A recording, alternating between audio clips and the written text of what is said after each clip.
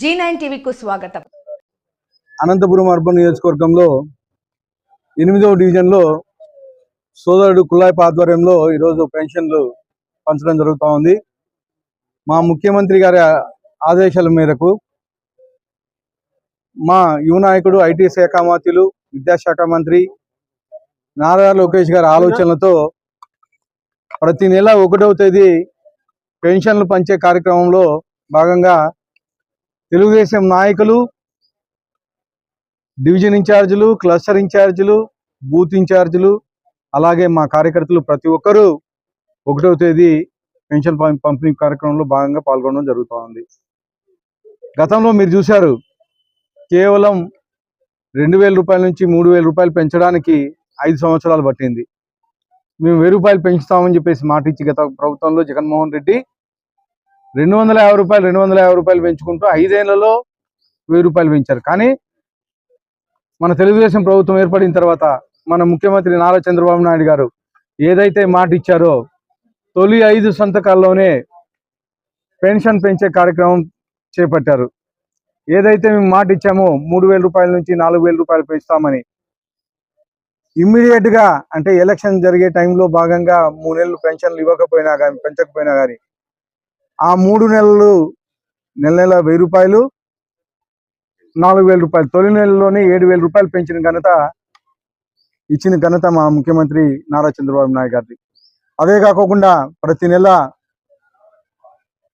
4000 రూపాయలు, అలాగే వికలాంగులకు 6000 రూపాయలు, మెడికల్ ఎయిడ్లో ఉండే వాళ్ళకి ఎవరికైనా 10,000 రూపాయలు, తర్వాత పూర్తి బెడ్ మీద ఉండే వాళ్ళకి 15,000 రూపాయలు ఇచ్చిన ఘనత మన ముఖ్యమంత్రి నారా చంద్రబాబు నాయుడు గారిది.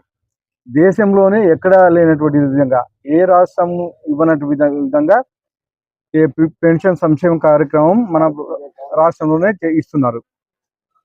అలాగే మీరు చూశారు, గతంలో జగన్మోహన్ రెడ్డి నిరుద్యోగ యువతకు ఎక్కడికైనా ఒక ఉద్యోగం ఇవ్వలేదు. ఎవరిని కనీసం పట్టించుకుంటూ పాపాలు పోలేదు. కానీ ఈరోజు మన యువ నాయకుడు నారా లోకేష్ గారి ఆధ్వర్యంలో ఈ 20 నెలల కాలంలోనే సిబి అని ఒక బ్రాండ్ అంబాసిడర్గా 20 లక్షల కోట్ల రూపాయల పెట్టుబడులు ఈరోజు 20 నెలల కాలంలోనే వచ్చాయి. రావడమే కాకుండా దాదాపు 20 లక్షల ఉద్యోగాలు వచ్చే విధంగా చర్యలు తీసుకుంటున్నారు.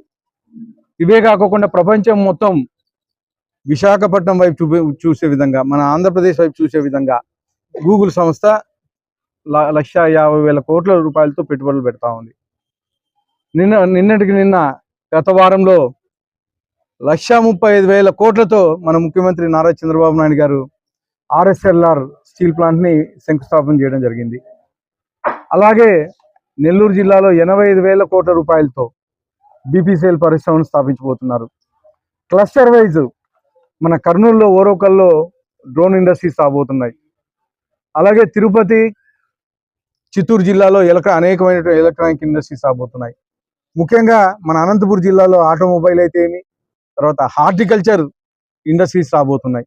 ముఖ్యంగా సోలార్ అయితే ఏమి, విండ్ మిల్స్ అయితే ఏమి, ఇవన్నీ అనంతపురం జిల్లాకు రాబోతున్నాయి. ఇవే కాకుండా అనేకమైన సంక్షేమ కార్యక్రమాలు, స్త్రీ శక్తి పథకం కింద లేడీస్కి ఫ్రీగా స్టేట్లో ఎక్కడి నుంచి శ్రీకాకుళం నుంచి హిందూపూర్ వరకు ప్రయాణించే విధంగా, ఫ్రీగా ప్రయాణించే విధంగా సబ్సిడీ ఇవ్వడం జరుగుతోంది. గత నెలలో దివ్యాంగులకు ఫ్రీగా ప్రయాణించే విధంగా దివ్యాంగ శక్తి కింద ఇది ఇవ్వడం జరిగింది. అలాగే ఇవి కాకుండా తల్లికి వందనం కింద దాదాపు 67 లక్షల మంది పిల్లలకి 10,000 కోట్ల రూపాయలు ఇవ్వడం జరిగింది. లోనే 3 ఏళ్ళుగా గవర్నమెంట్ ఉంది. ఇంకొక 25 ఏళ్ళు ఎన్డీఏ కూటమి ప్రభుత్వం ఉంటుంది. ఖచ్చితంగా ప్రపంచంలోనే ఆంధ్రప్రదేశ్ని నంబర్ 1 స్థానంగా మన ముఖ్యమంత్రి వర్యులు, అలాగే మన ఉప ముఖ్యమంత్రి, మన యువ నాయకుడు నారా లోకేష్ గారు నిలబెడతారు.